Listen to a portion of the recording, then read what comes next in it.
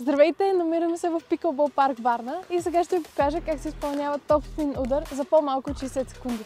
Играчи се затрудняват с този удар, понеже го мислят за много сложен, но сега ще ви покажа, че не е толкова сложно, колкото изглежда. Повечето играчи използват цялото си тяло, но сега ще ви покажа начинът, по който трябва да се изпълнява. Движението е все едно помахвате с ръка, като ракетата трябва да е близко долу до тялото ви. И движението е ето това. Най-ниската точка на движението е долу, близо до тялото ви, като почва долу и завършва на рамото. Трябва да има много добър контакт с топката и ето това е начинът, по който се изпълнява топспин удар за по-малко от 60 секунди.